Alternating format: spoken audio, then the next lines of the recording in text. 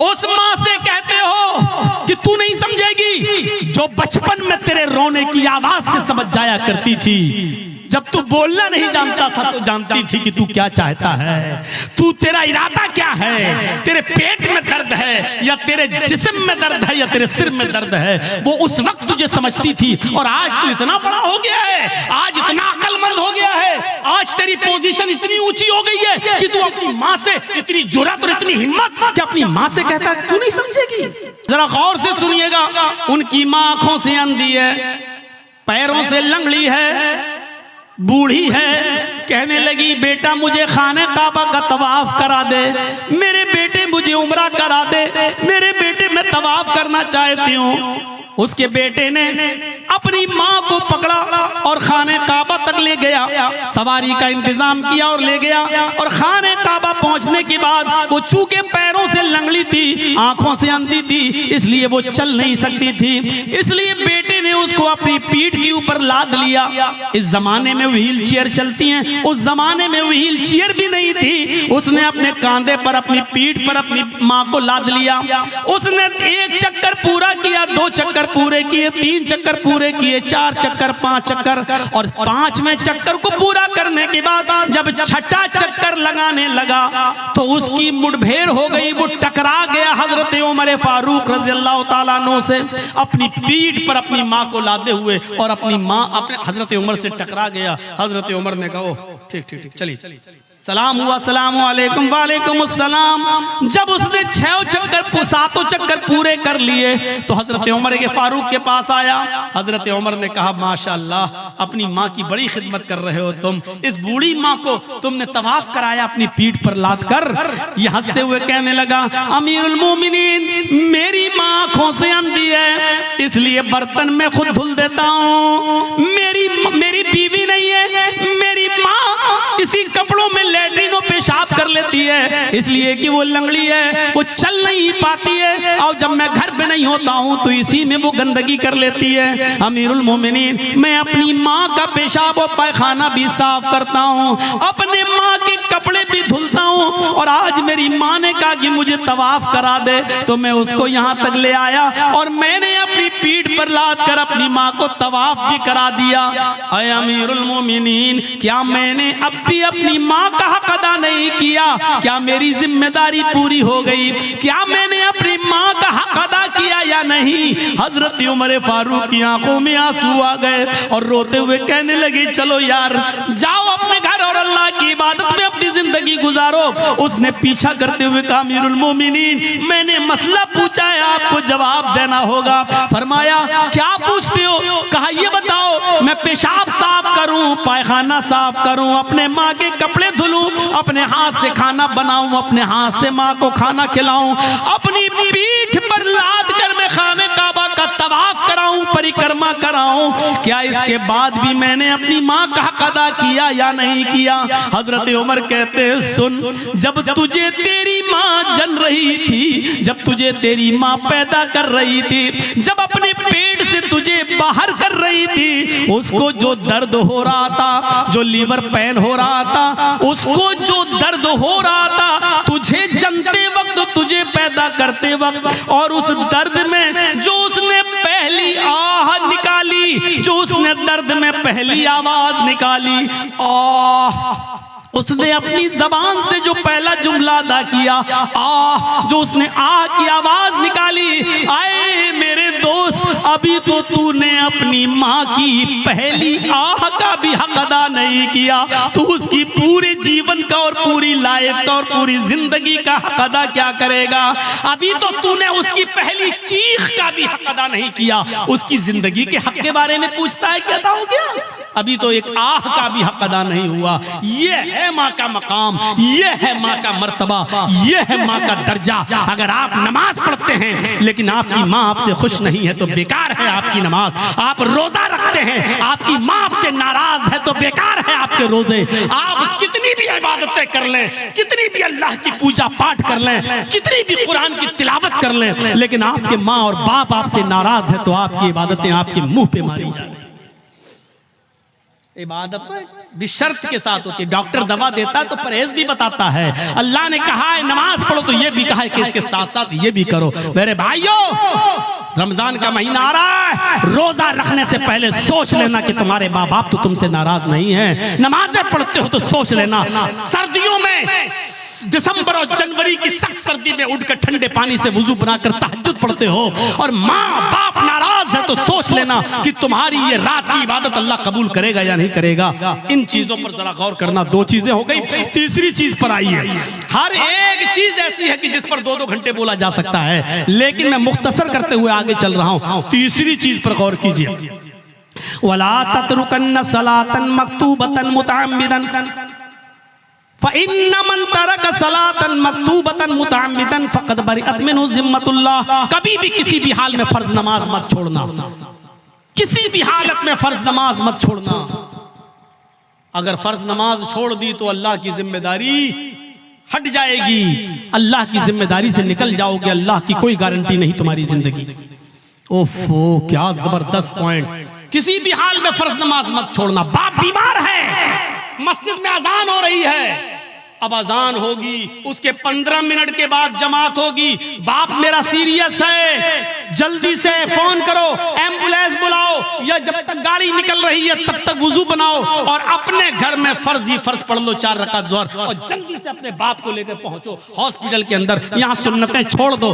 क्यों? क्योंकि इस वक्त बाप की हालत दूसरी है, लेकिन फर्ज नमाज तुम्हें इधर भी नहीं छोड़ना है। लिहाजा जल्दी से वुजू बनाओ। अब मस्जिद में मत जाओ, मस्जिद में जाओगे 15 मिनट इंतजार करोगे, फिर इमाम साहब पता नहीं कितनी लंबी नमाज पढ़ाएं। जल्दी से वुजू बनाओ घर पे और 4 रकात ज़ोहर की पढ़ो और छोटी छोटी सूरतें पढ़ लो, इन्ना अतैना कल कौसर, कुल हुवल्लाहु अहद अल्लाहु समद, और जल्दी से सलाम फेरो और अपने बाप को, अपने बेटे को, अपनी बीवी को लेके हॉस्पिटल पहुंचो। हॉस्पिटल में भर्ती कर लो, आईसीयू में भर्ती हो गई है, ठीक है, उधर भी जल्दी से वुजू बनाओ, असर की नमाज पढ़ लो। और अगर देख रहे हो कि बाप ज्यादा सीरियस, माँ ज्यादा सीरियस, तो जल्दी से 4 ज़ोहर पढ़ लो, 4 उसी के साथ असर पढ़ लो और जल्दी से लेके चलो, क्योंकि इस वक्त आपकी कंडीशन दूसरी है, बेटे की कंडीशन दूसरी है। मेरे भाइयों, लेकिन नमाज आपको इस कंडीशन में भी पढ़नी है, छोड़नी नहीं है। हालत तंदुरुस्ती में और अच्छी खासी हालत में छोड़ देने वालों, इस्लाम के अंदर पूरे के पूरे दाखिल हो। कहते हो मौलाना साहब रोजी नहीं आ रही, रोजी आएगी कैसे? रोजी की दुआ तो अल्लाह ने नमाज में बताई है। जब एक सजदा करके उठते हो और दूसरे सजदे में जाते हो तो सजदे, दोनों सजदों के दरमियान बैठकर जो दुआ पढ़ते हो, मेरे भाइयों, सबसे अफजल और सबसे अच्छी दुआ तो मुस्लिम शरीफ की हदीस की ये है, रब्बिग़फिरली रब्बिग़फिरली, अल्लाह मेरी मग़फ़िरत फरमा, अल्लाह मेरी मग़फ़िरत फरमा। लेकिन मेरे भाइयों, अबू दाऊद और सुनन नसई की दीगर दूसरी रिवायतों में ये दुआ भी आई है कि बैन सजदतैन, सजदों के दरमियान जो दुआ पढ़ी जाती है वो है अल्लाहुम्मा ग़फ़िरली वरहमनी वहदिनी वआफ़िनी वरज़ुक़नी। देखिए, सजदे में जो दुआ पढ़ी जा रही है उसमें आप रिज़्क़ भी मांग रहे हैं। अल्लाहुम्मा ग़फ़िरली वरहमनी वहदिनी वआफ़िनी वरज़ुक़नी, अल्लाह मुझे रिज़्क़ हलाल दे। आपने ज़ोहर की 10 रकातें पढ़ी, 10 बार आपने कहा वरज़ुक़नी। आपने फजर की 4 रकातें पढ़ी, 2 सुन्नत 2 फर्ज, आपने 4 मरतबा कहा वरज़ुक़नी, अल्लाह मुझे रिज़्क़ हलाल दे। आपने असर की, अगर मस्जिद में पहले पहुंच गए तो 4 सुन्नत और 4 असर फर्ज पढ़ ली तो 8 रकातें पढ़ी, 8 मरतबा आपने कहा वरज़ुक़नी। मगरिब में 5 मरतबा आपने कहा वरज़ुक़नी। इशाम में कम से कम 7 रकातें हैं, 4 फर्ज 2 सुन्नत और 1 वित्र, आपने 7 मरतबा कहा वरज़ुक़नी। गौर करो, जो इतनी बार अल्लाह से रिज़्क़ मांगेगा, रोजी मांगेगा, अल्लाह उसको मायूस करेगा? अल्लाह उसको निराश करेगा? अल्लाह उसको नाउम्मीद लौटाएगा? नहीं। तो आपको रिज़्क़ हलाल मांगने की दुआ अल्लाह ने बताई है और वो है नमाज। नमाज ही नहीं पढ़ोगे, अल्लाह से मांगोगे ही नहीं, तो अल्लाह क्यों देने लगा तुम्हें? और देगा भी तो ऐसे ही देगा। 5000 कमाया, घर पे आए, बेटा बीमार, डॉक्टर ने कह दिया आईसीयू में रखा जाएगा, खर्च करो 50,000। कमाया 10,000, घुस गया 50,000। क्यों? अल्लाह ने कहा वमन आरज़ा अन ज़िक्री फ़इन्न लहू मईशतन ज़न्का, तुम मेरे जिक्र से एराज करोगे, हम तुम्हारी रोजी को तंग कर देंगे। जिक्र से एराज करना। आज एक दिल चाहता है कि तुमको एक कीमती बात बता दूं, सुनिए। एराज करना किसे कहते हैं? यहाँ पर बहुत से लोग ऐसे होंगे जो नमाज छोड़ते हैं, नमाज नहीं पढ़ते हैं, या जुमे पढ़ते हैं, 8 दिन मस्जिद में नहीं आते हैं, 7 दिन गायब। उनके बारे में तो मैं कुछ कह ही नहीं सकता, वो जाने, उनका रब जाने, उनको क्या अजाब होगा क्या नहीं, वो अल्लाह जाने, उनका रब जाने और आप जाने। मैं उनकी बात कर रहा हूं यहाँ पर जो नमाज तो पढ़ते हैं लेकिन टाइम पे टाइम, नमाज तो पढ़ते हैं लेकिन टाल मटोल कर। अजान हो रही है, 5 कस्टमर रह गए हैं, इनको निपटा दूं तब जाऊंगा। जल्दी जल्दी आपने उनको सौदा दी दुकान से, जब तक बंद करके जा रहे हैं पता चला जमात हो चुकी है। हम डॉक्टर हैं, हमारे पास मरीज आया हुआ है बुखार का और जुकाम की दवा लेने के लिए, और अजान की आवाज आ गई, हमने सोचा 2 मरीजों को दवा दे दूं उसके बाद जा रहा हूं। जब तक 2 मरीजों को हम दवा दे रहे हैं और जब तक हम मस्जिद में नमाज पढ़ने जा रहे हैं जमात हो गई। ये है नमाज से एराज। पढ़ तो रहे हैं आप लेकिन जमात को आपने तर्क कर दिया और जमात छोड़ दी, ये है नमाज से एराज। अल्लाह ने कहा वमन अअरज़ अन ज़िक्री, जो मेरे जिक्र से जो नमाज से एराज करेगा, रूगर्दानी करेगा, हम उसकी रोजी को फ़इन्न लहू मईशतन ज़ंका, उसकी रोजी तंग कर दी जाएगी। बंद नहीं कहा अल्लाह ने, ये नहीं कहा रोजी बंद कर देंगे, तंग कर देंगे। तंग का मतलब या तो बहुत मुश्किल से उसको रोजी रोटी मिलेगी या बहुत आसानी से मिलेगी लेकिन रुकेगी नहीं उसके पास। आज कितने लोग हैं ऐसे, मौलाना साहब बहुत कमाता हूं लेकिन बरकत नहीं हो रही है, मौलाना साहब 1 लाख रुपया महीना कमाता हूं लेकिन रुकता नहीं है, कभी इसको कैंसर, कभी उसको टीबी, कभी इसको बीमारी, बीमारियों ने घेर लिया, लगता है कोई जादू टोना कर रहा है। अरे अल्लाह के बंदे, एराज तो समझ ले, एराज किसको कहते हैं? वमन अअरज़ अन ज़िक्री, जो मेरे जिक्र से नमाज से एराज करेगा। बच्चा रो रहा है, माँ टीवी पे सीरियल देख रही, रिमोट उसके हाथ में, सास भी कभी बहू थी, बीवी माँ उस बच्चे की माँ देख रही, सास भी कभी बहू थी, नाटक, चिप्स खाती जा रही, चाय पीती जा रही है और नाटक देखती जा रही, ड्रामा। इधर बच्चा रो रहा है, माँ जानती है कि बच्चा दूध की वजह से रो रहा है लेकिन सोच रही है नहीं 10 मिनट का ड्रामा रह गया, 10 मिनट और देख लूं। बच्चा रो रहा है लेकिन सीरियल देखने में लगी हुई है। क्या कहा जाएगा? माँ ने बच्चे से एराज किया। जब सीरियल खत्म हो गया, माँ ने बच्चे को उठाया और दूध पिलाया। देखिए दूध पिला रही है लेकिन फिर भी उसने अपने बच्चे से एराज किया, रूगर्दानी की अपने बच्चे के साथ। इसको कहा जाता है एराज करना। आदमी नमाज तो पढ़ रहा है लेकिन मरीजों को पूरा देखने के बाद आ रहा, जमात खत्म हो गई। नमाज तो पढ़ रहा है लेकिन दुकान के सारे कस्टमर को निपटा के आ रहा है, जमात खत्म हो गई। इसको कहा जाता है एराज करना। माँ दूध तो पिला रही है लेकिन सीरियल देखने के बाद आदमी नमाज तो पढ़ रहा है लेकिन अपनी दुकानदारी पूरी करने के बाद, तो आपने अल्लाह के लिए छोड़ा क्या है? आपने अल्लाह के लिए छोड़ा क्या है? कुर्बानी क्या दी है? कुर्बानी तो ये थी, आवाज आई हय्या अलस सलाह और सामने वाला 10,000 रुपए का कस्टमर है, आप कह दो कि जा पहले मैं नमाज पढ़ने जा रहा हूँ, अगर नमाज नहीं पढ़ूंगा मैं नमाज के बाद ही तुम्हें दूंगा, जाओ नमाज पढ़ लो उसके बाद आना। हय्या अलस सलाह की आवाज सुनते ही मस्जिद की तरफ चले जाओ। वो कहने लगा कि मैं 10,000 रुपए का सामान लेने आया। आपने कहा 10,000 रुपए की परवाह नहीं है, रज़्ज़ाक़ वो है, रोजी रोटी देने वाला वो है, रोजी रोटी देने वाली तेरी जात नहीं अल्लाह की जात है। आपने 10,000 के कस्टमर को ठुकरा दिया और आप मस्जिद में नमाज पढ़ने चले गए। ये है नमाज। ला तत्रुकन्न सलातन मक्तूबतन मुतअम्मिदन, कभी भी किसी भी हाल में कसदन और जानबूझकर तुम फर्ज नमाज को तर्क मत करना। जो फर्ज नमाज को जानबूझकर तर्क कर देता है, फर्ज नमाज को जानबूझकर छोड़ देता है, अल्लाह की जिम्मेदारी उसकी ऊपर से उड़ जाती है। अपने आप पर गौर करो कि कितने % मुसलमान हो, इस्लाम में दाखिल हो या नहीं, ऐसा करते हो या नहीं। अब तो बड़ा मुश्किल हो जाएगा। अक्सर लोग हमारे भाई यहाँ बैटरी वाला रिक्शा चलाते हैं बेचारे, अब पैसेंजर को लेके जा रहे हैं रिक्शे पे, अजान की आवाज आई हय्या अलस सलाह, उसको वहीं रिक्शा रोकना पड़ेगा, फौरन मस्जिद में भागना पड़ेगा। मौलाना साहब क्या करें? हाँ सुन लो, उलमा की मौजूदगी में फतवा आपके सामने दे रहा हूं और ये फतवा मेरा नहीं, अब्दुल्ला इब्ने बास का फतवा है, शेख सालेह अल उसैमीन का फतवा है। और फतवा ये है कि हर वो नौकरी, हर वो बिजनेस, हर वो कारोबार हराम है इस्लाम के अंदर जिस कारोबार की वजह से और जिस बिजनेस की वजह से आपकी नमाज छूट रही हो, इस्लाम में उस कारोबार को हुर्मत हराम करार दिया गया है। ऐसे कारोबार को इस्लाम ने हराम करार दिया है जिस कारोबार की वजह से आपकी नमाज तर्क हो रही है। नमाज ही नहीं तो फिर मुसलमान किस बात का, नमाज ही नहीं तो फिर इस्लाम का मानने वाला किस बात का। तो मेरे प्यारे साथियों, हम बहुत बेबाक हैं अपने अंदाज में। मैंने कह दिया, हर वो बिजनेस, हर वो कारोबार, हर वो नौकरी, चाहे वो बैंक की नौकरी हो, चाहे वो सरकारी जॉब हो या प्राइवेट जॉब हो, मौलाना साहब मेरा मालिक बहुत बदमाश है, हमें नमाज पढ़ने की इजाजत नहीं देता है, छोड़ दो। रज़्ज़ाक़ अल्लाह ताला है, वो प्राइवेट कंपनी का मालिक रोजी देने वाला नहीं है। अल्लाह एक दरवाजा बंद करता है तो 100 दरवाजे खोलता है। मेरे भाइयों, इस अकीदे के साथ नमाज पढ़िए और इस तौहीद के साथ नमाज पढ़िए। और चौथी चीज और बताऊंगा मेरे भाइयों, 10 चीजों पे हम नहीं चल पाएंगे। चौथी और आखिरी चीज मैं इसलिए बताऊंगा क्योंकि आज हमारी नौजवान नस्ल इसकी तरफ भाग रही है, इसलिए ये भी सुन लो, वला तशरबन खमरन फइन्नहु रअसु कुल्लि फाहिशतिन। और आए माज, कभी किसी भी कंडीशन में शराब मत पीना, इसलिए कि शराब हर बुराई की जड़ है। शराब मत पीना वैसे ही हराम हो गई, लेकिन शराब का नुकसान क्या बताया?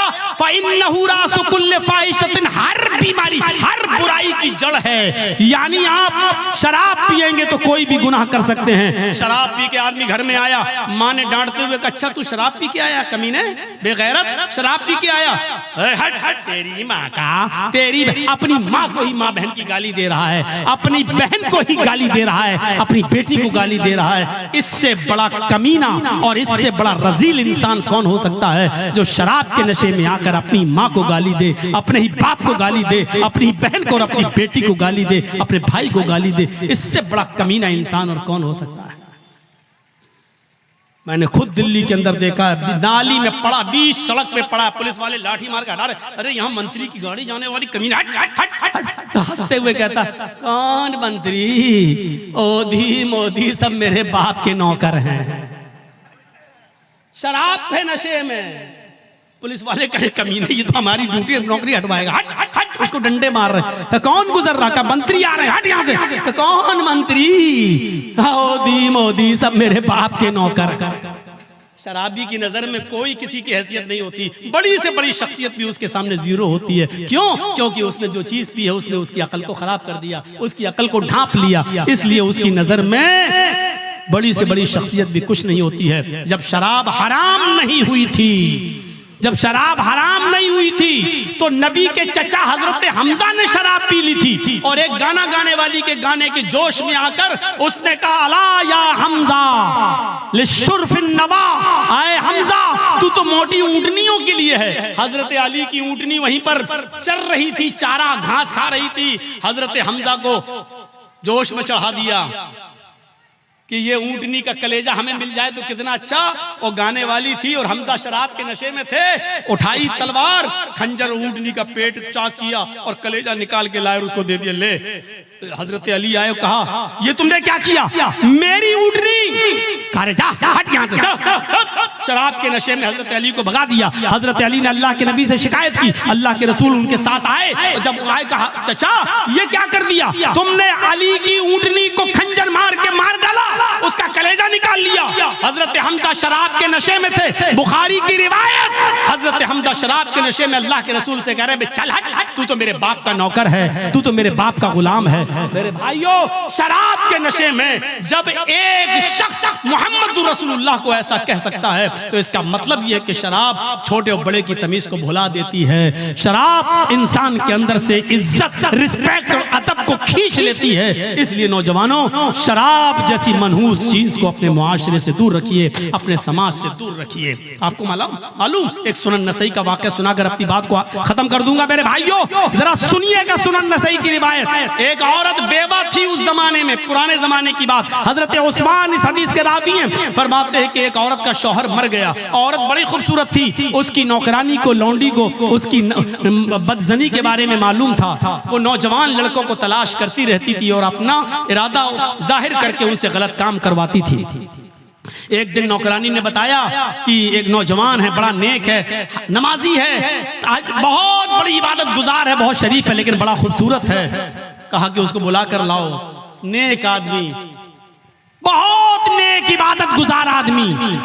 इसकी नौकरानी ने कहा कि मेरी मालिकन तुमको बुला रही हैं, तुमसे कुछ कपड़ा खरीदना चाहती है, क्योंकि वो कपड़ा बेचा करते थे, अपने सर पर गठरी लाद कर कपड़ा बेचते थे। तो उन्होंने सोचा चलो कपड़ा खरीदेगी, हम दे देंगे। वो उसके साथ चले गए। नौकरानी उनको लेकर दरवाजा खोलती है, अंदर जाती है, दरवाजा बंद हो जाता है, दूसरे दरवाजे के अंदर ले जाती है। जैसे ही अंदर घुसते हैं दरवाजा बंद हो जाता है। ये हजरत कह रहे हैं साहब कहाँ लेके जा रही हो? कहा कि बस एक दरवाजा और है। वो और अंदर ले गई, दरवाजा बंद, सामने वही बेवा औरत बैठी हुई जिसका शौहर मर चुका है। उसने अपनी नौकरानी को इशारा करके कहा कि तुम जाओ, और उनसे कहने लगी कपड़ा दिखाओ। और जैसे ही कपड़ा दिखाया, कहा ये कपड़ा। वो करीब आती गई और आते आते कहने लगी उदनु मिन्नी, मेरे करीब आइए और मेरे साथ हम बिस्तरी कीजिए, मेरे साथ गलत काम कीजिए। इन्होंने कहा रे हटो, तौबा, अस्तगफिरुल्लाह। ये भागने लगे। उन्होंने कहा भागने का कोई रास्ता नहीं, चारों तरफ से दरवाजे बंद हो चुके हैं। कहा कि तुम डरो, अल्लाह के अजाब से डराया, लेकिन उस औरत के ऊपर कोई फर्क नहीं पड़ा। उसने कहा कि तुम मेरे साथ ये काम कर रहे हो या नहीं कर रहे हो?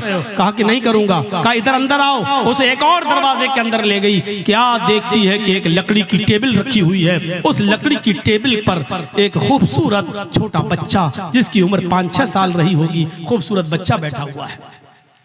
और उसी टेबल पर एक शराब की बोतल रखी हुई है। वहीं पर जाकर ये औरत बैठ गई। इसने कहा कि देखो तुम बड़े नेक हो, शरीफ इंसान हो, मेरे चीखने की देर है, मेरे चिल्लाने की देर है, चारों तरफ से तुम घेर लिए जाओगे और मैं सिर्फ इतना बोलूंगी कि इस आदमी ने मेरी इज्जत को छलनी कर दिया। बस तुम्हारा हाल क्या होगा? तुम्हारी शराफत नीलाम हो जाएगी और लोग कहेंगे अच्छा दिन में इबादत और हाल ये है, अल्लाह की इबादत भी करते हो और औरतों के साथ ये गलत काम भी। तुम्हारी इज्जत का जनाजा निकल जाएगा, अर्थी निकल जाएगी। चलो 3 ऑप्शन देती हूं मैं तुम्हें, इन तीनों में से कोई एक काम तुम्हें करना पड़ेगा, इसके बगैर मैं नहीं छोड़ूंगी। सुनन नसई की रिवायत, अल्लाह हजरत उस्मान फरमाते हैं कि अल्लाह के नबी ने फरमाया कि उस औरत ने 3 ऑप्शन दिए।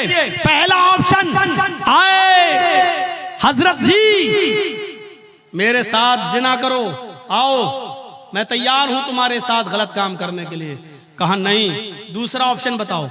कहा दूसरा ऑप्शन ये है कि इस बच्चे को कत्ल करो, ये छुरी रखी हुई है, इसको मारो। कहा नहीं, ये भी नहीं कर सकता। तो कहा फिर शराब पियो, ये पूरी बोतल जो रखी हुई है इसको पी लो और जाओ, मैं तुम्हें जाने दूंगी। 3 काम में से कोई एक काम तुम्हें करना है।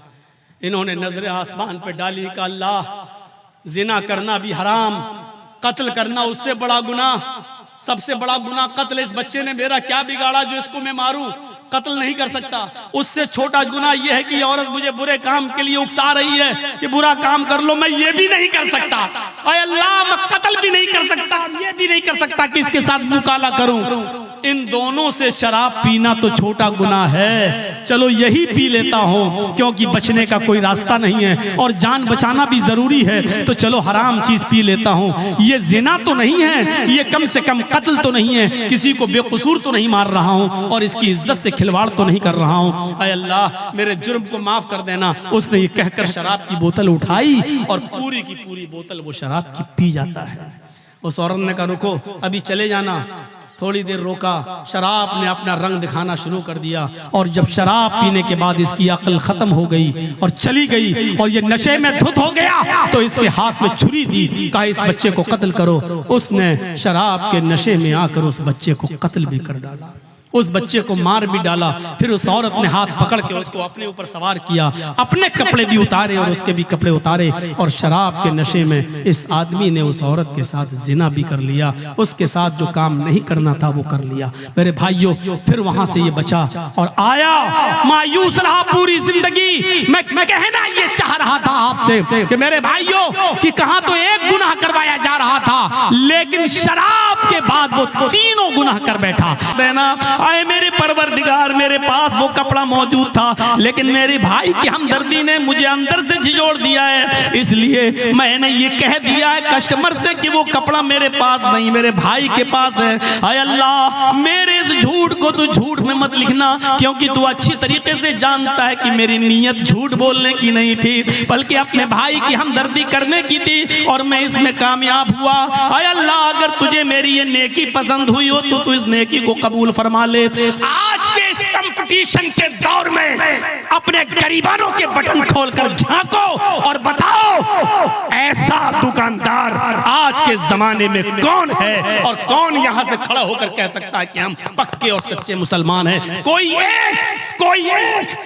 एक उठकर बताए और ये कहे कि हम पक्के मुसलमान हैं और हम अपना कस्टमर दूसरे की दुकान पर भेज देते हैं। हम दूसरे के हमदर्द नहीं, दूसरे की दुकान पे आने वाला कस्टमर भी आप दूर से पुकार कर अपने पास बुला लेते हैं। अगर 2 रिक्शे वाले हैं तो 2 रिक्शे वाला, एक ने 20 मांगा, दूसरा कहता हो हमसे 15 दे देना, हमारे रिक्शे पर बैठ जाओ, वो और कम कर लेता है। आज के इस कंपटीशन के दौर में हर मुसलमान अपने गरीबानों में झांक कर देखे और बताए कि कौन पक्का मुसलमान।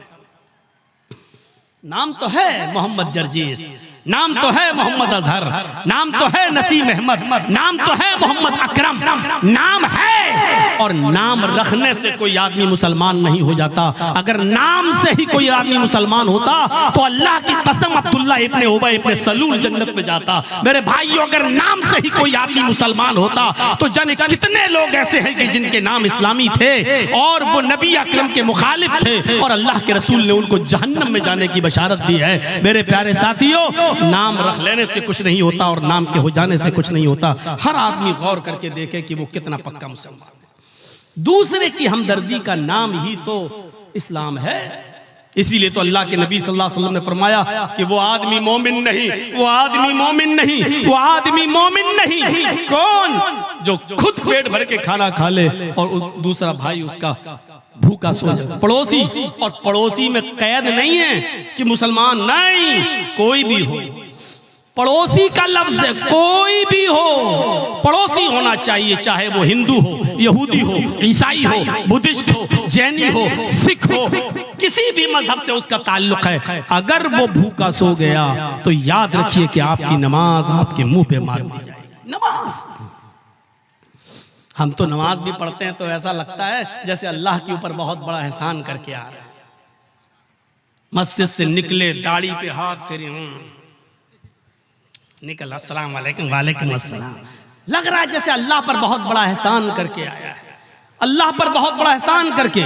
और कुछ तो ऐसे हैं, हमसे कहे जर्जी साहब, जब से हमने नमाजें पढ़ना शुरू की तब से और रोजी रोटी में तंगी हो गई, पता नहीं चल रहा क्या है। इससे तो हम पहले जो नमाज नहीं पढ़ते थे, उसने ये नहीं कहा कि हम पढ़ना नहीं चाहते, उसने कहा मुझे वजह बताओ मौलाना साहब। मैं इनकार नहीं कर रहा हूं, मैं कहता हूं नमाज पढ़ना चाहिए, लेकिन जब से मैंने नमाज पढ़ना शुरू की तब से मेरे ऊपर और परेशानियां आना शुरू हो गई। मैं क्या करूं मौलाना साहब, आप बताइए। नमाज नहीं पढ़ता था तो खूब मिलती थी। हमने कहा आजमाइश किसका नाम है, इम्तिहान किसका नाम है? अल्लाह ताला ने कहा कि हम हर मुसलमान को आजमाएंगे, आजमाइश उसकी करेंगे। ये आजमाइश, ये इम्तिहान किस चीज का नाम है? और सोच कितनी बदल गई, सोच कितनी बदल गई। आज हम नमाज पढ़ रहे हैं और अगर रोजी रोटी में कमी हो जाए तो हम क्या कहते हैं? रोजी रोटी में कमी आ जाए तो हम क्या कहते हैं? यार जब से नमाज पढ़ रहा हूं हमारी रोजी रोटी तंग हो गई है, हमें बरकत नहीं हो रही है। और अल्लाह के नबी के जमाने में एक सहाबी इस्लाम लाए, एक शख्स इस्लाम लाया, सहाबी बन गया, और जब सहाबी बना तो नमाज शुरू कर दी। और जब नमाज शुरू की तो वो बकरियों का एक रेवड़ उनके पास हो गया, उसके बाद ऊंटों का रेवड़ हो गया, उसके बाद उनके पास लंबी चौड़ी रकम तैयार हो गई, बहुत अमीर आदमी हो गए। वो नमाज पढ़ रहे हैं और दौलत उनके पास आ रही है, भेड़ें, बकरियां, ऊंट। मालिक वो आए अल्लाह के नबी के पास और कहने लगे कि अल्लाह के रसूल मैं बड़ा कंफ्यूज हूं। जब मैं इस्लाम नहीं लाया था तो मैं बहुत गरीब था, और जब मैं इस्लाम लाया और नमाज पढ़ने लगा, जब से मैंने नमाजें पढ़ना शुरू की मेरे पास बकरियां आना शुरू हुई, भेड़ें आना शुरू हुई, ऊंट आना शुरू हुए, घोड़े आना शुरू हुए, खच्चर आना शुरू हुए, मेरे पास दौलत रुकने का नाम नहीं लेती है। अल्लाह के नबी ने फरमाया ठीक है, तुम्हारी इबादत की बरकत है, अल्लाह तुम्हें नवाज रहा है। उसने कहा नहीं, आए अल्लाह के नबी मैं ये सोच रहा हूँ, अल्लाह के रसूल मैं ये सोच रहा हूँ कहीं अल्लाह मेरी इबादतों का सिला, अल्लाह मेरी नमाज का सिला, अल्लाह मेरी नमाज का बदला और नमाज का इनाम इसी दुनिया में तो मुझे नहीं दे रहा है, और आखिरत में कहीं हमें महरूम तो नहीं कर देगा। ऐसा तो नहीं कि दुनिया में मुझे सब कुछ मिल जाए और अल्लाह ताला आखिरत में हमें हमारी इबादतों का कोई सिला न दे। उल्टी सोच, हमारी उल्टी सोच। मौलाना जब से मैंने नमाजें पढ़ना शुरू की बरकत ही नहीं हो रही है। और वो क्या कह रहे हैं, अरे अल्लाह के रसूल जब से मैंने नमाजें पढ़ी दौलत रुकी नहीं रही। कहीं अल्लाह हमें ऐसी दुनिया में तो नहीं दे रहा है और आखिरत में कहीं महरूम तो नहीं कर देगा। सोच बदलो अपनी सोच। वलनब्लुवन्नकुम बिशैइन मिनल खौफि वल जूअ व नक्सिम मिनल अम्वालि वल अनफुसि वस्समरात वबश्शिरिस साबिरीन।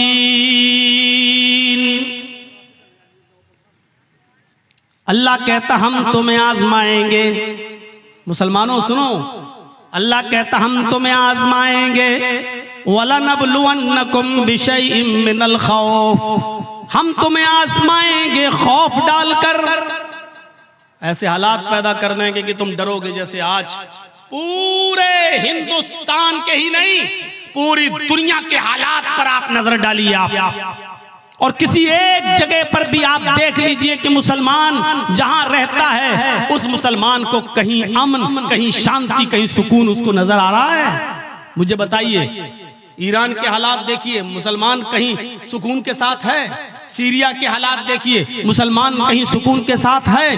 लेबनान के हालात देखिए, कहीं मुसलमान सुकून के साथ है। इराक के हालात देखिए, मुसलमान कहीं सुकून के साथ है। फिलिस्तीन के हालात देखिए, मुसलमान कहीं सुकून के साथ है। उर्दून के हालात देखिए, मुसलमान कहीं सुकून के साथ है।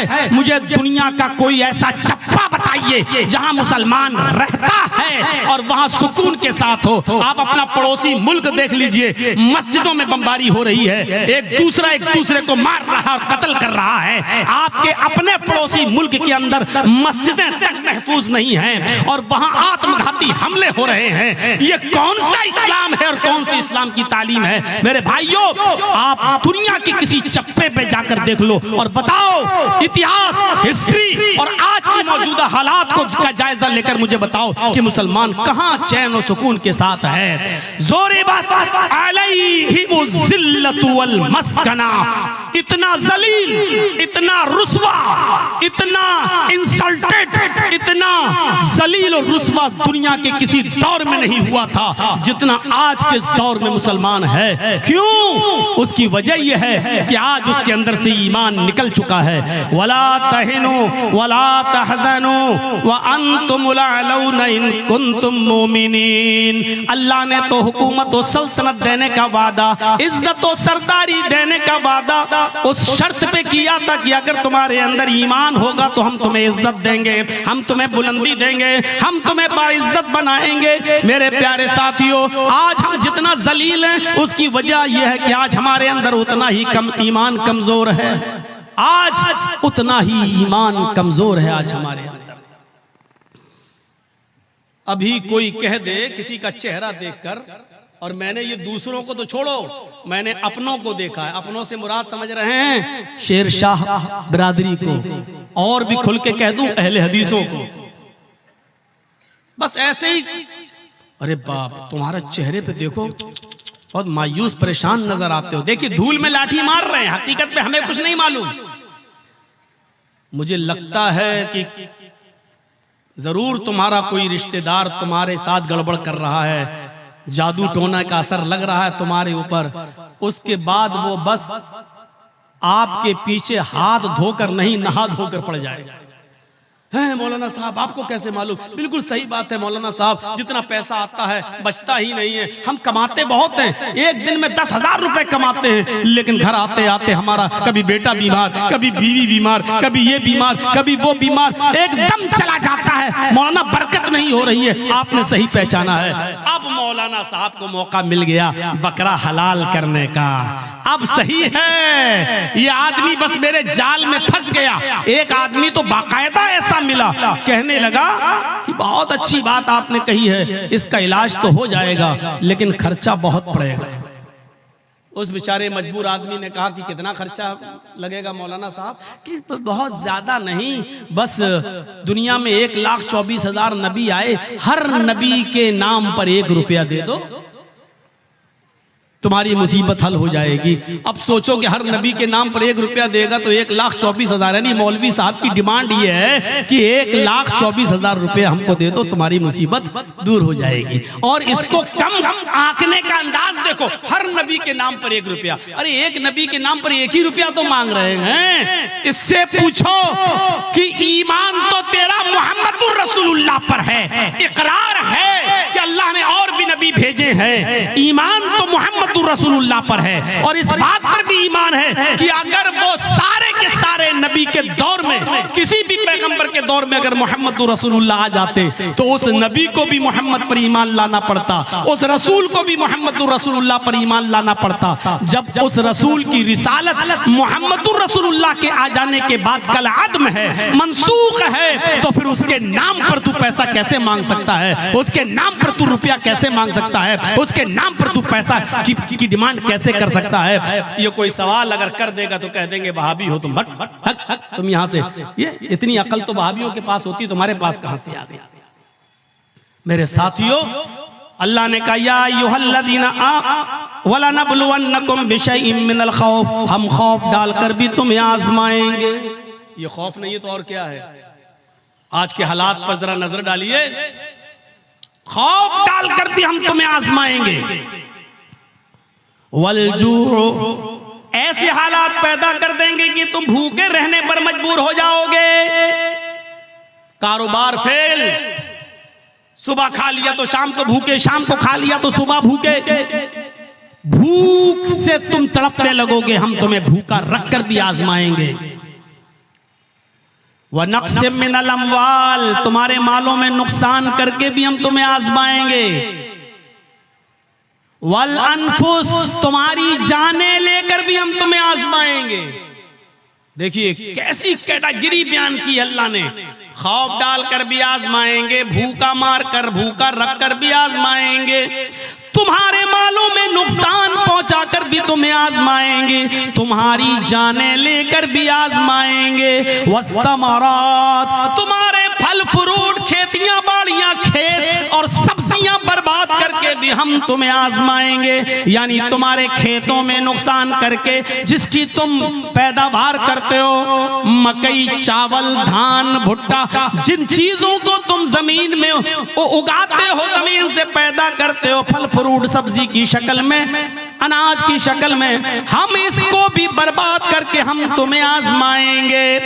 इन तमाम शक्लों में हम तुम्हारा एग्जाम लेंगे, हम तुम्हारा इम्तिहान लेंगे। वबशिरिस साबिरीन, ऐ मोहम्मद सल्लल्लाहु अलैहि वसल्लम, मेरे जो बंदे इन तमाम चीजों में सब्र कर लें और अल्लाह के अलावा किसी और का दामन न थामें, अल्लाह के अलावा किसी और का दामन न पकड़ें। अल्लाह कहता है वबशिरिस साबिरीन, ऐसे लोगों को जन्नत की बशारत दे दो, ऐसे लोगों को जन्नत की खुशखबरी सुना दो। इन लोगों के लिए जन्नत है। हम मुसलमान बने फिर रहे हैं, खौफ बर्दाश्त नहीं कर सकते हैं, मालों में नुकसान हो जाए तो अल्लाह को दोष देने लगते, मैंने क्या बिगाड़ा है। काफिरों को मिले हुरो कसूर और मुसलमान को फकत वादे होर। दुनिया में सारी नेमतें बेनमाजियों, बेरोजगारों के पास मौजूद हैं और हमें कुछ नहीं मिल रहा है, हम इबादत कर रहे हैं तो और ज्यादा परेशानी। आप अल्लाह से शिकायतें करने लगते हैं। मेरे भाइयों, ये सबसे बड़ी जिहालत है हमारी, ये सबसे बड़ी जिहालत है हमारी। हमें पक्का और सच्चा मुसलमान बनना है। हमें यह देखना है कि हम अल्लाह की इबादत के साथ साथ उसकी मखलूक का कितना हक अदा कर रहे हैं। अरे तुम तो इंसानों की बात करते हो और जरचीज तुम तो पड़ोसियों की बात करते हो। इस्लाम तो ये कहता है कि किसी भी कबूतर को, किसी भी मुर्गी को, किसी भी जानवर को बांध कर उस पर निशाना न लगाओ। कितने लोग ऐसे हैं जो जानवरों पर निशाना लगाते हैं, कितने लोग ऐसे हैं मुस्तकबिल करीब के अंदर, माजी करीब के अंदर ऐसे बहुत से लोगों को तो मैंने अपनी आंखों से देखा है जो जानवरों को लड़ाया करते थे। देसी मुर्ग की लड़ाई हुआ करती थी, उनमें नाखून उनके बड़े बड़े कर दिए जाते थे और मुर्ग आपस में लड़ाते हैं। जब तक वो खून खच्चर ना हो जाए और एक मुर्गा जब तक भाग न जाए तब तक हार जीत का फैसला नहीं होता। पता नहीं अब ये होता है कि नहीं होता है। हमारे उत्तर प्रदेश में ये जहालत आज भी चलती है। मुझे नहीं मालूम कि आपके बिहार और बंगाल में क्या कंडीशन है। मेरे प्यारे साथियों, इस्लाम इस लड़ाई को, जानवरों की और परिंदों की इस लड़ाई को भी हराम करार देता है और मुर्ग को लड़ाकर जख्मी करने वालों को भी मुजरिम करार देता है। मेरे प्यारे साथियों, इस्लाम तो वो प्यारा मजहब है कि एक औरत ने एक बिल्ली को पकड़ लिया और बिल्ली को पकड़ने के बाद बांध दिया और 3 दिन उसको भूखा और प्यासा रखा, यहाँ तक कि वो मर गई। न छोड़ती थी कि वो शिकार करके अपना गिज़ा हासिल कर ले, अपना रिस्क हासिल कर ले, न खुद को खाना देती थी। बिल्ली भूखी प्यासी मर गई। वो नमाजी थी। सुनो, हाँ, गौर करो हदीस के अल्फाज पर। वो नमाजी थी, वो रोजेदार थी, वो अल्लाह की इबादत भी किया करती थी, अल्लाह को माना भी करती थी, लेकिन उसने अल्लाह की एक मखलूक बिल्ली को बांध दिया, उसको भूखा रखा और प्यासा रखा और उस बिल्ली को भूख और प्यास की शिद्दत से मार डाला। लेकिन जब ये औरत मरी तो अल्लाह ताला ने उसकी नमाजों के बदले उसको जन्नत नहीं दी, उसके रोजों के बदले उसको जन्नत नहीं दी, उसकी ज़कात और खैरात के बदले उसको जन्नत नहीं दी। अल्लाह के नबी फरमाते हैं, अल्लाह रब्बुल आलमीन ने उस औरत को जहन्नम के अंदर दाखिल कर दिया, इसलिए कि उसने बिल्ली को भूखा और प्यासा रखा था और मार दिया। नमाज पढ़ लेने का नाम इस्लाम नहीं है, रोजा रख लेने का नाम इस्लाम नहीं है। इबादत है, ठीक है, लेकिन इस्लाम यह है कि तुम अल्लाह की मखलूक के साथ भी रहम करो। अल्लाह की मखलूक, अल्लाह की सृष्टि के साथ भी तुम्हें रहम का बर्ताव करना है। ये औरत बिल्ली को बांध के रखी थी, जब मरी बिल्ली तो मर गई भूखी प्यासी, लेकिन नमाज और रोजा रखने के बावजूद जन्नत की मुस्तहिक नहीं हुई। और बुखारी पढ़िए, एक औरत ऐसी भी थी जो बदचलन थी। अब बदचलन का खुलासा नहीं करूंगा, आप समझ जाइए कि बदचलन किसको कहते हैं। बस दूसरे लफ्जों में कह दूं कि वो तवाइफ थी, क्योंकि हदीस में फाहिशा का लफ्ज मौजूद है, यानी जिस्म फरोश थी, पैसा लेती थी और अपना जिस्म बेचती थी, बदचलन थी, जानिया थी, बदकार औरत थी।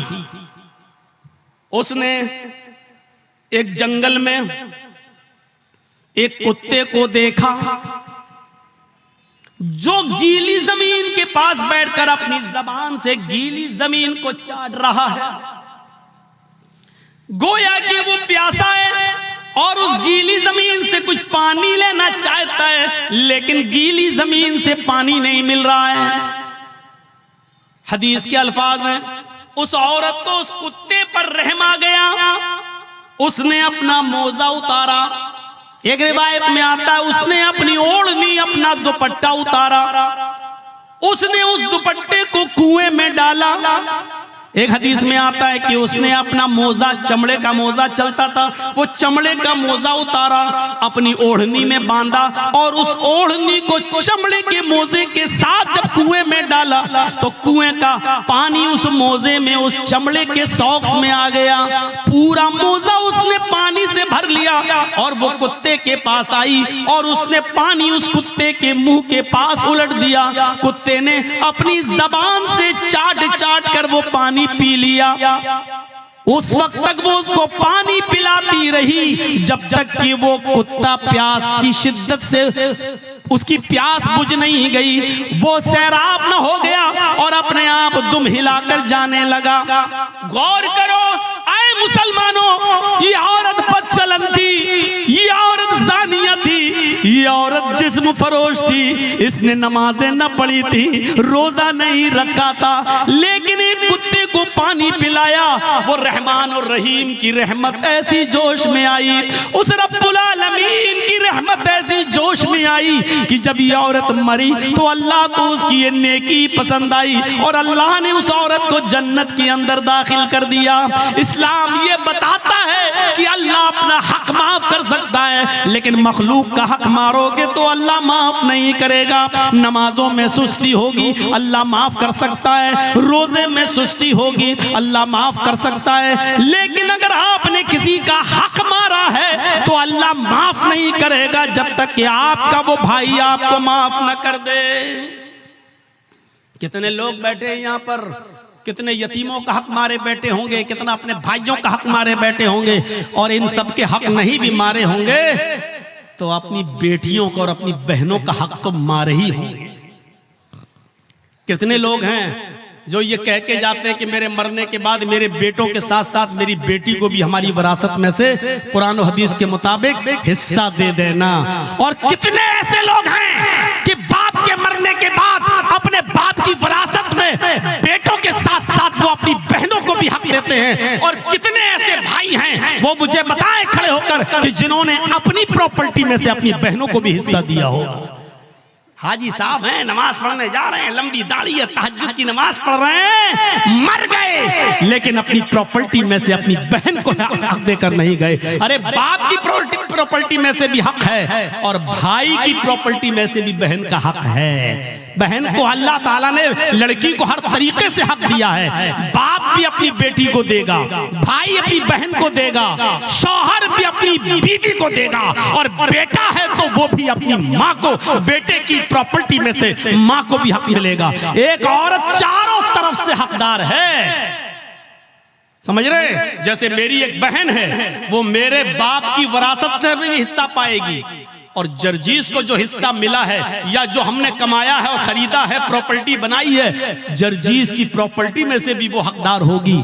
और वो जिस शौहर के साथ रहती है उस शौहर की प्रॉपर्टी में से भी उसको मिलेगा। और उसका जो बेटा है, बेटा अगर जमींदार है और जायदाद का मालिक है या किसी हिस्से का हकदार है तो उसमें से भी उसकी माँ यानी मेरी बहन उसमें से भी हिस्सा पाएगी। गौर करो, इस्लाम ने औरत को इतनी बुलंदियों से नवाजा है। ये मीडिया के लोग जो उछालते हैं और भागते फिरते हैं और कहते हैं कि इस्लाम ने जुल्म किया है, जुल्म किया है, जुल्म, ये जुल्म नहीं है। मुझे बताओ कि बाप की भी विरासत में से, बेटे की भी विरासत में से, भाई की भी विरासत में से और शौहर की भी विरासत में से ऐसा कौन सा मजहब है और ऐसा कौन सा संप्रदाय है जो अपने बहन, बेटी, बीवी को हक देता हो? मेरे भाइयों, ये इस्लाम है जिसने औरत को इतनी इज्जतों से नवाजा है। अगर माँ है तो कह दिया कि तेरे कदमों के नीचे तेरी औलाद के लिए जन्नत है। अगर बीवी है तो कह दिया जो तुम खाओ वो अपनी बीवी को खिलाओ, जो तुम पहनो वो अपनी बीवी को पहनाओ। खबरदार, अपनी बीवी के गाल पर कभी थप्पड़ मत मारना। एक औरत को कैसी इज्जत दी जा रही है। अगर वो किसी की बीवी है तो कहा जा रहा है खबरदार उसके गाल पर कभी थप्पड़ मत मारना। गाल पर थप्पड़ मारने का मतलब ये नहीं है कि गाल पर न मारो, पीठ पे खूब ठोको। मौलाना साहब तो कह रहे हैं गाल पे मत मारो, इसका मतलब गाल के अलावा जहां चाहो वहां मार सकते हो। गाल को बोलने का मतलब यह है कि सबसे ज्यादा नाजुक हिस्सा ये गाल होता है, यहां मारेंगे हो सकता है कि उसने अपने आप को बचाया और आंख में हाथ लग जाए, उंगली चली जाए और उसकी आंख फूट जाए। तो जब इतने नाजुक जगह पर मारने का हक नहीं दिया है तो औरत को मारने का मतलब यह ना गाल पर कि कहीं ना मारो। किसी कंडीशन में दिया है इजाजत, हम उस तरफ अभी नहीं जाना चाहते हैं, परमिशन दी है किसी कंडीशन में, लेकिन उसमें भी इतने एहतियात के साथ कि तुम हल्की फुल्की मार सकते हो, वो भी तब जब आपकी बीवी आपके मना करने के बावजूद और पंचायत का फैसला मानने के बावजूद भी आपके अलावा किसी दूसरे मर्द को अपने बिस्तर पे बुलाती है और उसके साथ रंग रलियां मनाती है और समझाने के बावजूद भी नहीं मानती है, तो अब एक आखिरी रास्ता यह है कि उसको हल्की फुल्की मार सकते हो, लेकिन उस वक्त भी गाल पर नहीं, और इतनी भी नहीं कि पीठ पर लकड़ी और डंडों के निशान बन जाएं, इतना भी नहीं। और जब आपकी इस मार से भी वो रास्ते पे ना आए तब आप तलाक के बारे में सोचें, और उसमें भी मोहलत दी कि डायरेक्ट 3 तलाक़ें मत दो, तलाक तलाक तलाक, डायरेक्ट डायरेक्ट उसको बंदूक की तीनों गोली उसके ऊपर मत धमक दो कि बेचारी की जान ही चली जाए। उस कंडीशन में भी बताया कि उसको एक तलाक दो जब वो हालत तोहर में हो, पाकी की हालत में हो, और फिर सोचने और समझने का मौका दो। और फिर जब वो दूसरा महीना आए और फिर वो दूसरे महीने तक नहीं मानती है, फिर भी हरकतें कर रही है, और दूसरे महीने में जब वो हालत तोहर में हैज से पाक हो जाए तब आप उसको दूसरी तलाक दे सकते हो। ताकि ये बहुत लंबा एक अरसा होगा, यानी इतना मौका दिया है कि एक कमजोर दिल की औरत डर जाएगी नहीं। इतना अब तो आखिरी रह गई है, तीसरे महीने में जहां तीसरी तलाक दी हम हमेशा के लिए हराम हो जाएंगे, मेरे बच्चों का क्या होगा, ये सोचने और समझने का पूरा मौका दिया है। इससे पहले अगर वो मान जाती है तो आप भी मान जाओ और उसको अपनी बीवी की शक्ल में कबूल कर लो, स्वीकार कर लो। मेरे भाइयों, बहुत संजीदा मजहब है इस्लाम। इस्लाम के अंदर पूरे के पूरे दाखिल होने का मतलब ही यह है कि उसने जिन कामों के करने का हुक्म दिया उन कामों को करो, और जिन कामों से रोकने का हुक्म दिया उनसे रुक जाओ। यही है इस्लाम। हजरत मुआज इब्ने जबल फरमाते हैं कि अल्लाह के नबी सल्लल्लाहु अलैहि वसल्लम ने मुझे 10 बातों की नसीहत फरमाई, मुझे 10 बातों की वसीयत फरमाई। मुस्नद अहमद के अल्फाज हैं। इस हदीस को इमाम अहमद ने अपनी मुस्नद के अंदर नकल किया है और अल्लामा अलबानी रहमतुल्लाह अलैह ने इसको हसन करार दिया है। फरमाया अल्लाह के नबी सल्लल्लाहु अलैहि वसल्लम फरमाते हैं, हजरत मुआज इब्ने जबल फरमाते हैं कि औसानी रसूलुल्लाह सल्लल्लाहु अलैहि वसल्लम बिअशरी कलिमात, कि अल्लाह के नबी सल्लल्लाहु अलैहि वसल्लम ने मुझे 10 कलिमात की, 10 बातों की वसीयत फरमाई। ऐ मुआज, ये 10 काम तुम कर लो, ये 10 काम तुम्हें हर हाल में करना है। मेरे भाइयों, मैं तशरीह करता हुआ चलूंगा, लेकिन शायद मैं 10 तक न पहुंच पाऊं, इसलिए कोशिश करूंगा कि कम से कम 5 चीजें तो आपको बता ही दूं। अल्लाह के नबी सल्लल्लाहु अलैहि वसल्लम ने 10 चीजों की वसीयत फरमाई और 10 चीजों में पहला नाम ये लिया, ऐ मुआज ला तुशरिक बिल्लाहि शैअन इन कुतिलता हुर्रिकता। ऐ मुआज, तुम कभी किसी भी हाल में अल्लाह के साथ शिर्क मत करना, अल्लाह के साथ किसी को शरीक मत ठहराना, अल्लाह के साथ कभी किसी भी हाल में किसी को शरीक मत करना।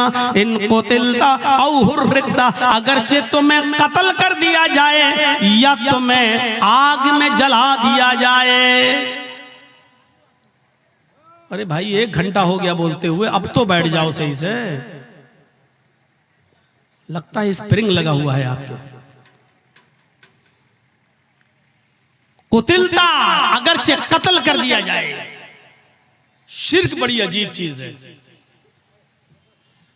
शिर्क अरबी में शिर्क है, और इसी को अगर हिंदी में कहें तो बहु ईश पूजा, बहुदेववादियत, बहुत सी देवी और देवताओं पे आस्था रखना, बहु ईश पूजा, एक ईश्वर को छोड़कर बहुत से खुदा बना लेना, इसी को शिर्क कहा जाता है।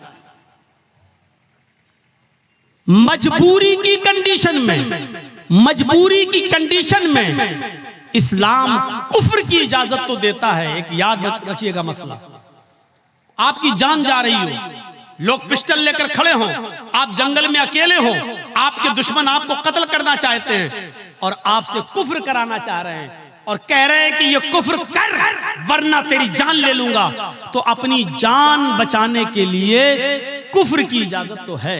मतलब अगर वो ये कहें कि अल्लाह को मानते हो, कि हाँ अल्लाह का इनकार कर, बंदूक लें, कंपट्टी पर रख दें, अल्लाह का इनकार कर, आप जानते हैं ये लोग शूट कर देंगे, मार देंगे, बड़े जिद्दी लोग हैं, तो अल्लाह का इनकार करने से अगर जान बच रही है तो बचा लो। मैंने अपनी स्पीड थोड़ी कम कर दी समझाने के लिए।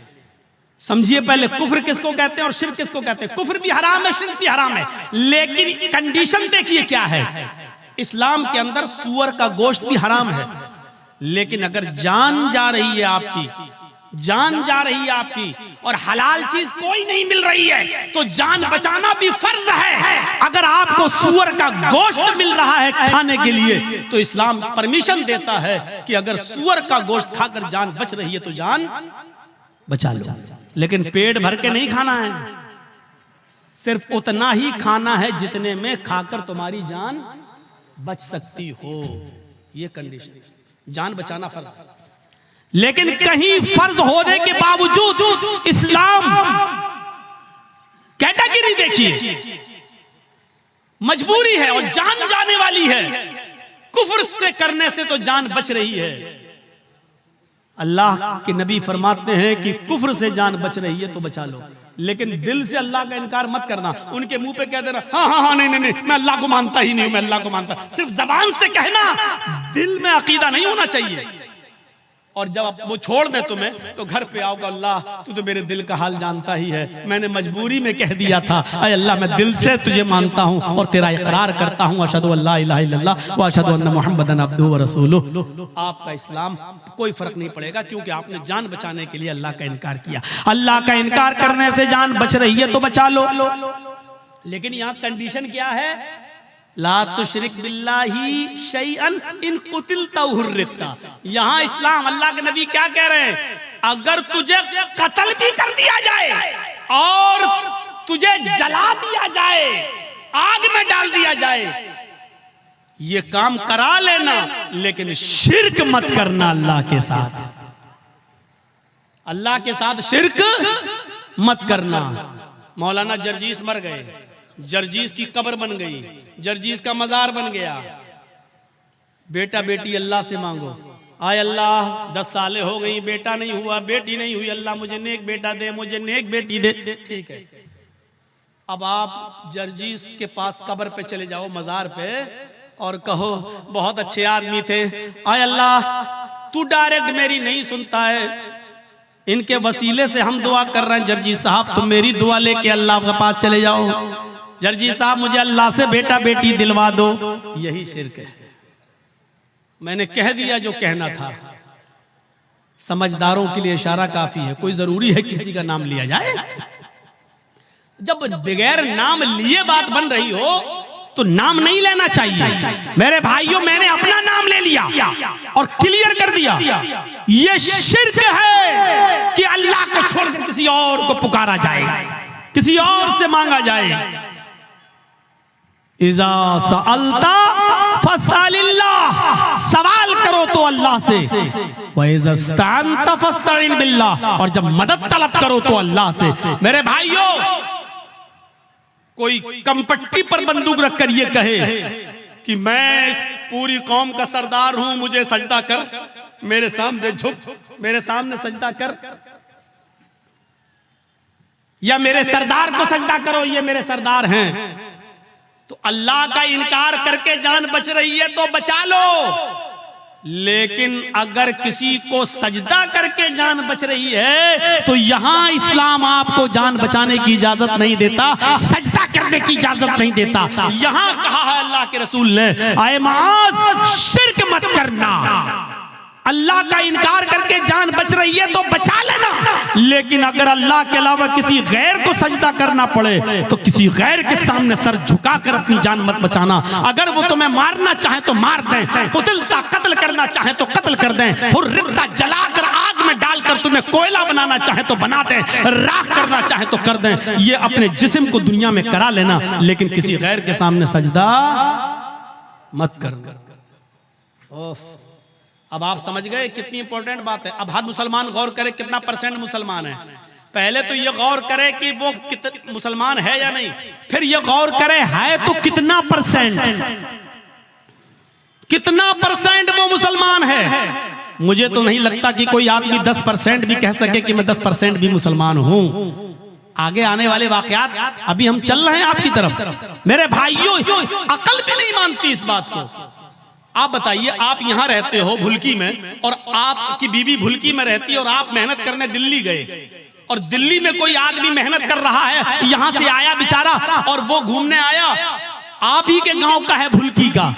अब आपने दिल्ली में एक साड़ी खरीदी 5000 की, 10,000 रुपए की खूबसूरत साड़ी खरीदी, और खूबसूरत साड़ी उसके हाथ में देकर कहा कि भाई तुम तो भुलकी जा रहे हो ना, उत्तर दिनाजपुर मेरे गांव में जा रहे हो ना, ऐसा करो कि ये साड़ी मेरी बीवी को दे देना।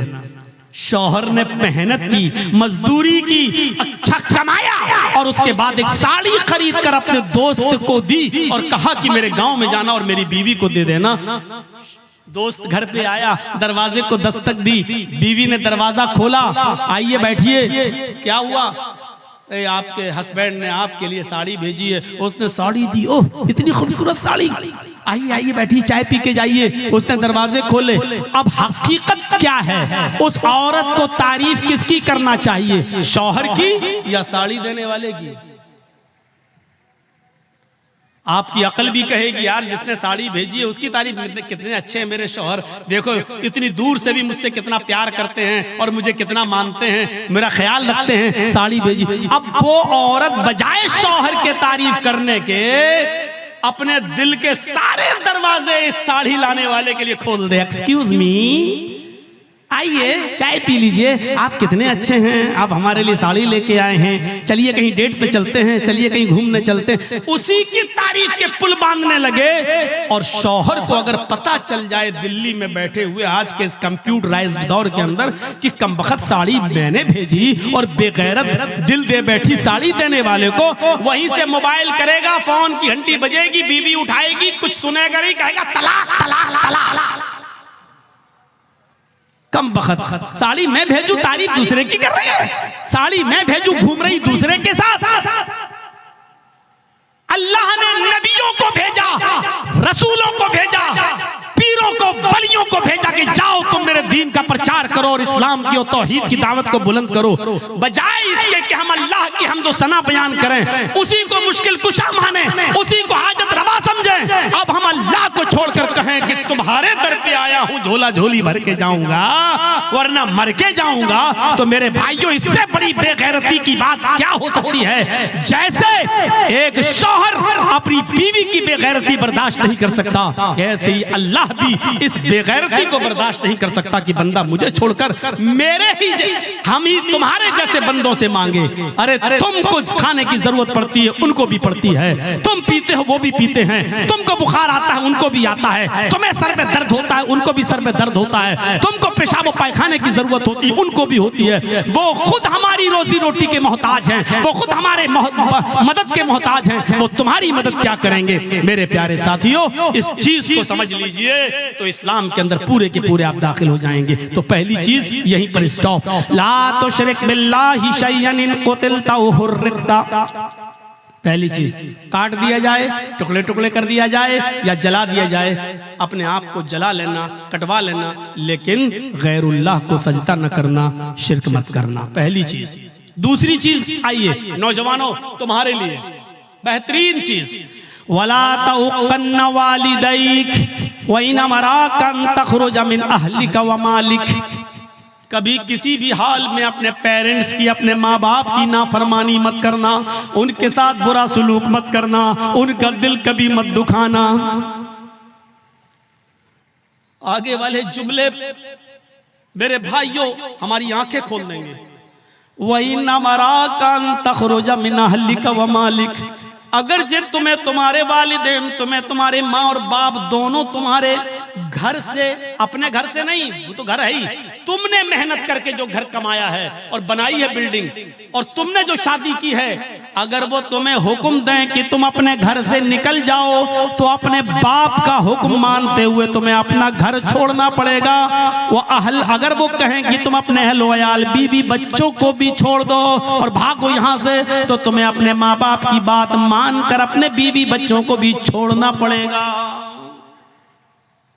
ये एक अलग मसला है कि अगर बाप गलती पर हो और बेटे की गलती ना हो। मैं अभी इस तरफ नहीं जाना चाह रहा हूं, मैं सिर्फ ये बताना चाहता हूं कि माँ बाप का मकाम कितना बड़ा है और वालिदैन की अहमियत कितनी बड़ी है। अल्लाह के नबी कह रहे हैं, घर तुम्हारा, तुमने मेहनत करके कमाया बनाया, ठीक, लेकिन अगर तुम्हारे बाप कहे जर्जीस जाओ यहां से, हटो, जर्जीस को अपनी कमाई वाला घर छोड़ना पड़ेगा बाप का हुक्म मानते हुए। ये तुम्हारी बीवी बड़ी नाफरमान है, अल्लाह की नाशुक्री है, छोड़ो इसको, चलो, हमें छोड़ना पड़ेगा। और इसकी एक मिसाल मैं आपको देना चाहता हूं, जरा सुनिएगा। हजरत इब्राहिम अलैहिस्सलातु वस्सलाम अपने बेटे इस्माईल अलैहिस्सलातु वस्सलाम से मुल्क शाम में मिलने के लिए गए। दरवाजे को दस्तक दी, उनकी बीवी ने दरवाजा खोला, जरा सुनिएगा, बड़ा दिलचस्प वाकया है। मैंने आहिस्ता स्पीड कम कर दी है ताकि आपको समझाऊं। इब्राहिम अलैहिस्सलाम अपने बेटे से मिलने गए, दरवाजे को दस्तक दी, बहू ने, बेटे की बीवी ने दरवाजा खोला, और जैसे ही दरवाजा खोला तो क्या देखती है, सामने एक बूढ़ा आदमी खड़ा है। कहा अस्सलाम वालेकुम। का वालेकुम अस्सलाम। कहा मुझे इस्माइल से मिलना है। बीवी को नहीं